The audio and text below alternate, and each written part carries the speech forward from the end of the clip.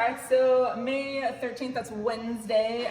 For the strength part, we have a glute bridge floor press. We did this about a month ago.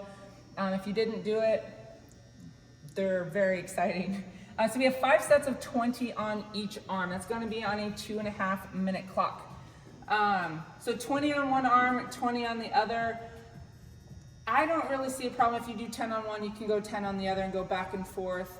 Otherwise, that's going to take quite a bit of time. But if you can do all 20 on one side and then do all 20 on the other, that's preferred. But if you need to switch it up, just kind of 10 on each arm, get that going. All right, so what that's going to look like, I'm going to have my dumbbell ready to go in a floor press. I'm going to go into a glute bridge, and then I'm going to press up and then come back down. So it's not going to be like a bench press because my tricep is going to hit the ground.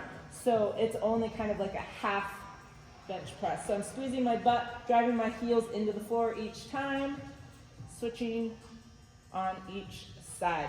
So also keep in mind, if you don't, just depending on the weights that you have, if it's too easy, you may need to add a couple more reps. If you're like 20, if you're like somebody and you only have a 35-pound dumbbell or kettlebell, that might get a little tricky. Just adjust the number to make it so you feel like it's a good burn but not impossible in that amount of time. As always, you can reach out and just kind of ask us, hey, this is what I have, how many should I do? We're more than happy to help out. So 5 sets of that, 2.5 minute clock, so say it takes you a minute and a half, you get a minute rest. So that is on a set clock.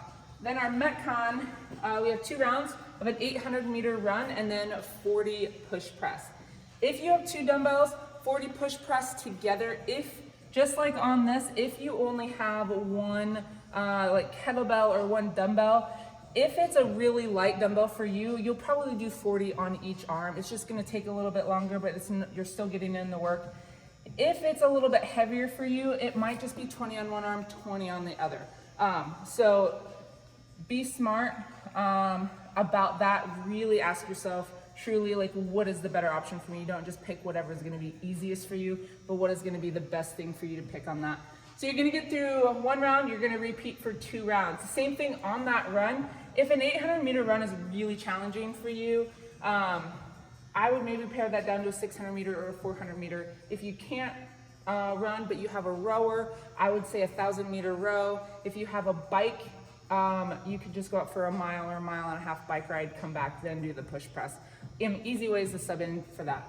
As always, let us know if you have questions. Have fun with this one, and we can't wait to see you back. Oh yeah, we'll demo the push press. We did in the warm-up, but in case you didn't see the warm-up, both arms having that heads of those dumbbells on your shoulders, dip straight down, press all the way through, keeping those biceps close to your ears, just coming through. If you only have one, you'll have this arm out a little bit for that stability. Same thing.